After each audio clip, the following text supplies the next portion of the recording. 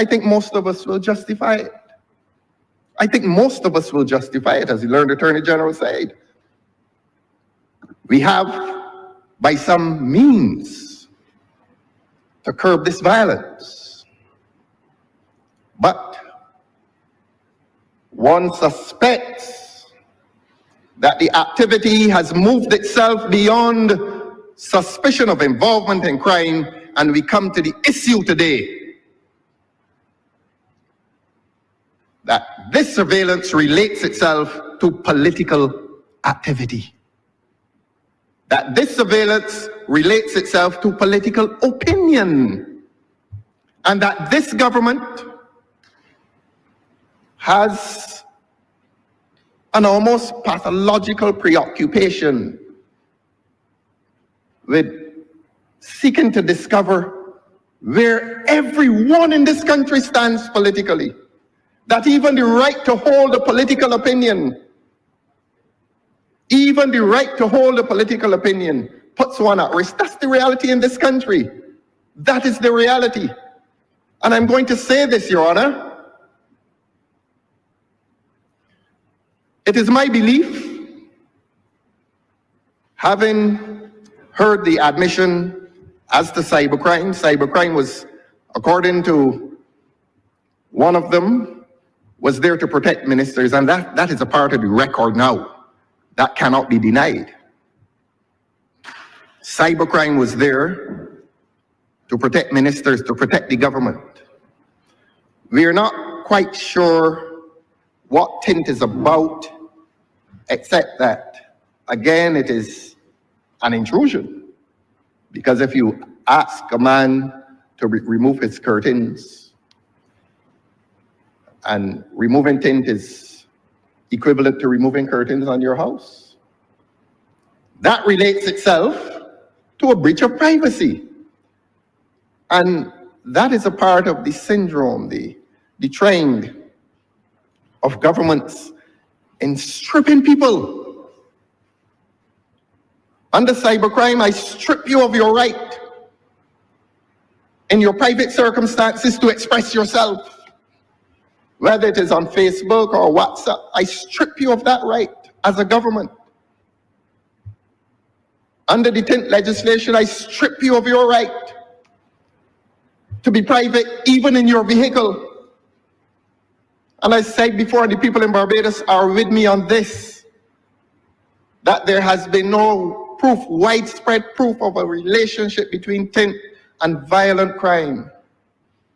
But here is this trend in which governmental legislation in this place is about stripping people of the right to privacy, and privacy is related to dignity. And when you strip a man or a woman of his or her right to privacy, you have deprived that person of the right to a dignified existence. And then we come to this. And we must feel distressed. We must feel, as a population, the people must now feel endangered. That even, Your Honor, a private conversation is no longer sacred. A private conversation is no longer dignified. A private conversation now becomes subject to this constant surveillance, and we learn from reading the legislation that this surveillance may continue for up to 120 days, and that 120 days may be renewed. I would think that well within 120 days, you know who the criminals are. And I will never accuse anyone, not even in this parliament, of being involved in crime. But no one whose life connects to crime deserves that kind of treatment. No one. If the police have the evidence, the police service has the evidence, pursue it. And that is this party's position, that we support the power of the police service in conjunction with the high judiciary, and I say the high judiciary, to administer a system of surveillance, even by telephone. But when there is legislative condemnation of political involvement in the process, then we, the citizens of this country, the right-thinking and freedom-loving citizens of this country, must reject the system. And that is where, Your Honor, I come to the legislation itself. This legislation is dangerous. And the dangerous portion of this legislation was largely neglected or ignored this morning in the learned Attorney General's lengthy submission. The learned Attorney General spoke as to the process of interception, and I'm not going to repeat it, merely to summarize that we know that by this legislation, and we say this by way of educating the public of Barbados, that there will be 2 authorized officers who will manage, and that is to say actively manage, the process of telephone tapping of telephones. That's the Commissioner of Police and the Director General of an anti-terrorism unit. And that is logical. That makes some sense, because the police and anyone responsible for anti-terrorism, it is logical that they should combine themselves, although there was some question asked as to why of those 2 authorized officers, only the Commissioner of Police would be the one to make the report to this independent monitoring commission. But I think the answer would be that the Commissioner of Police has a lot of resources, human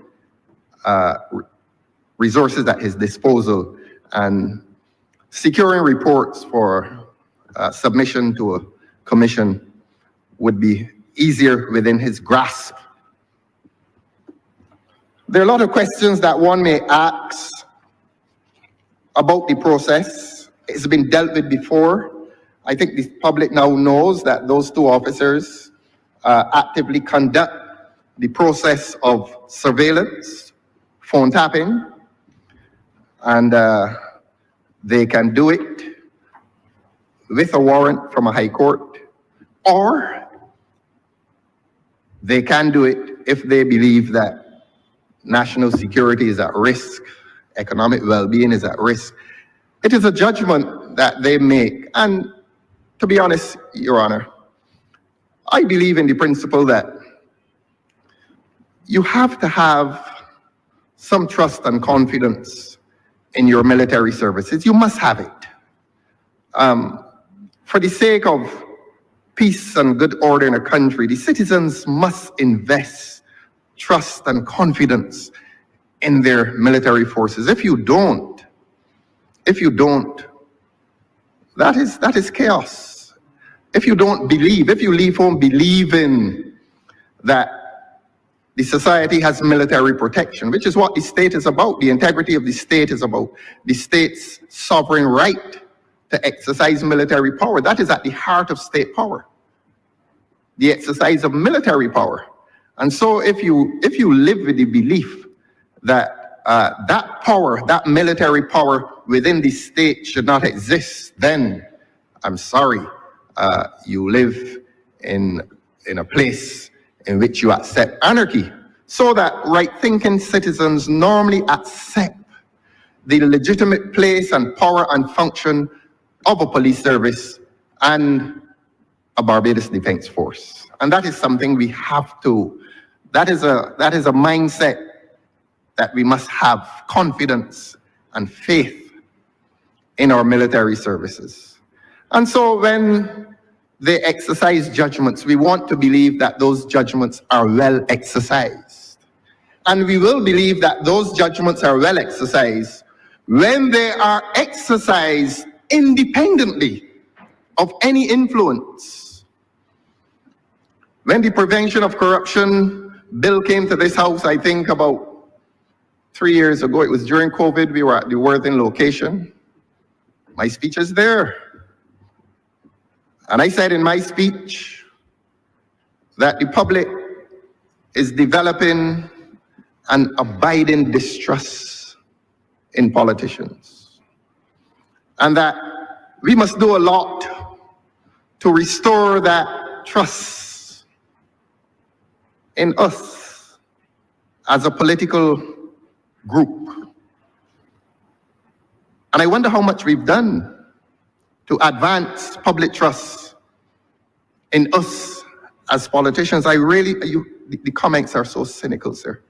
Every day you hear the comments and you begin to wonder if the political pursuit is in vain. Why are you doing this? And if you express that you do it for the good of a country, and for the good of a country which did good by you, a country to which you owe so much, and that you choose to engage in this pursuit for the further advancement of a country that has done so much for you, a small country. And I don't want to resort to cliches, but a country with so little that has managed to do so much for its citizens. And I don't have to go back to the history of this country, sir. This country has done so much good by its citizens. And a lot of that good has been through the political pursuits. I've made that speech before, I need not repeat it today.